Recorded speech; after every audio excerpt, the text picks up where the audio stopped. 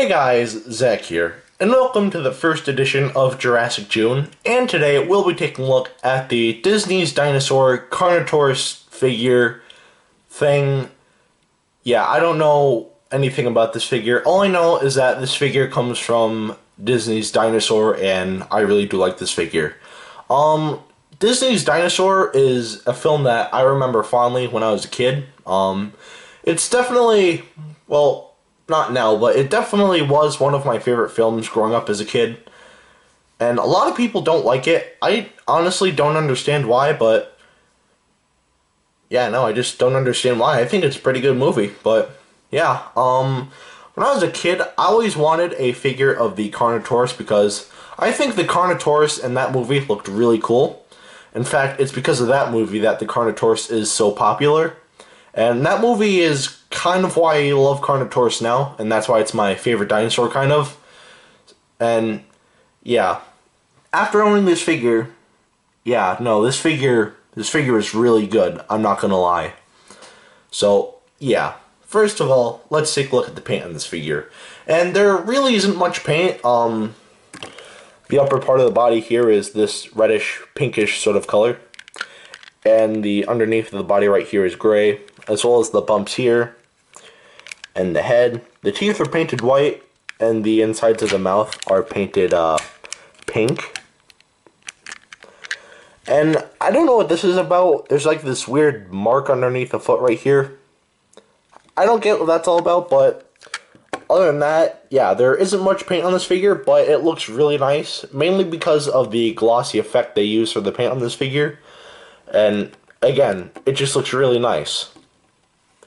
So, the paint on this figure definitely gets a pass. Now we'll take a look at the articulation, and again, the articulation is really nice on this figure. The tail can move back and forth. And there's a bendy wire in the tail here, which is really cool. So you can pose it in any way you want.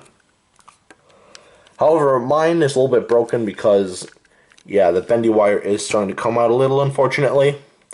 But this is a toy from the year 2000, so, yeah. This can be fixed just by, like, placing it in the right spot. I mean, you still get that hole, but it's not that noticeable at all.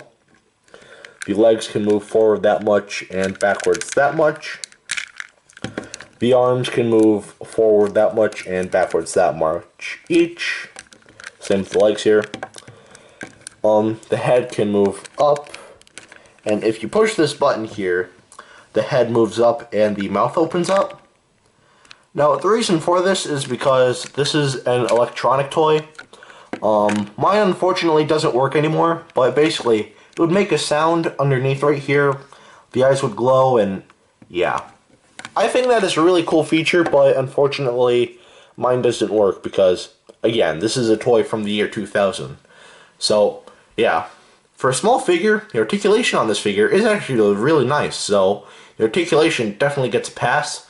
The sculpt of this figure, wow, what a sculpt. This thing looks like it's been pulled straight out of Disney's Dinosaur. This thing just looks amazing. It got everything down to a T, basically.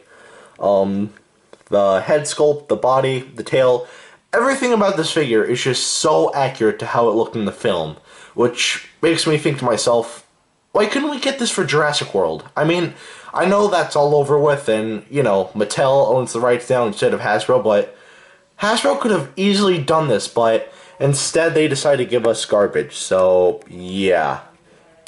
Anyway, oh yeah, if you hear someone talking, that is my stepdad, but, yeah. The sculpt on this figure is amazing, so the sculpt definitely gets a pass. Now we'll take a look at the detailing, and just like the sculpt, it is phenomenal. Taking a look at the head here, all of these scales and bumps are detailed nicely. You can see the nostril right there, which is again detailed nicely. The horns are detailed really nicely. The only problem is they're kind of chipped, so yeah.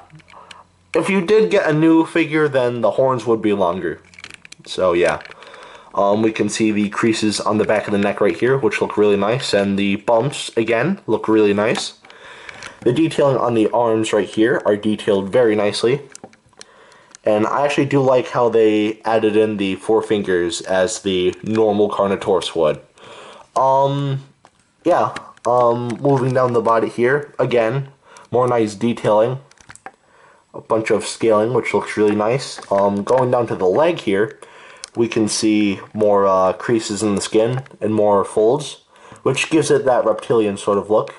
And the feet are detailed very nicely. This has nothing to do with the detailing, but it would have been nice if the toe claws were painted. And I know I should have stated that before, but, you know, whatever. But yeah, going down to the tail, it is detailed nicely as well. And again, I should have pointed this out earlier. There you go.